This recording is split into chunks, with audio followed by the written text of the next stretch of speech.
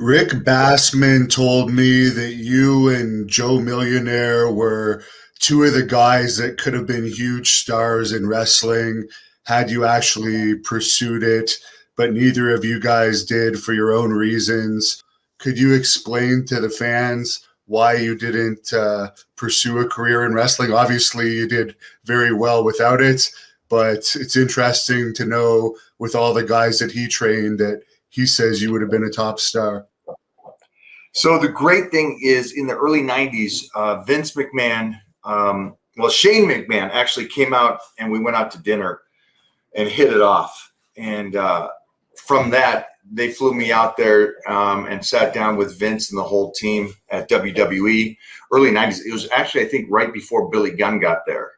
And it was great. We got suited up. We got a wardrobe. We got everything. And I was going to go down to, I guess it was Tennessee or Georgia at the time to do camp. But then the conflict, remember I had Gladiators. So it wasn't that I chose not to do wrestling, but I already had Gladiators. And so with Gladiators, there was 5 of us, 5 guys, 5 girls. And so I was more of a star for that show. Instead of going down to camp for 6 months and everything, and then the contracts just got into the way. What was great was that opportunity came back around later, which was great. We went to Terry Taylor. You know Terry Taylor? The Red Rooster? Yeah, the Red Rooster. So I did a show called Battle Dome, which was great. And Battle Dome was a lot of fun because we could kick that again out of people, which was fun.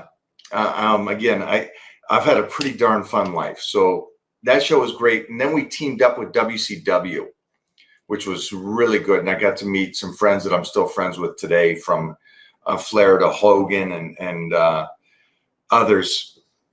But we went and we'd compete against those guys. We did WCW. They would come onto our show. We'd go on to their show and do wrestling. So that was fun.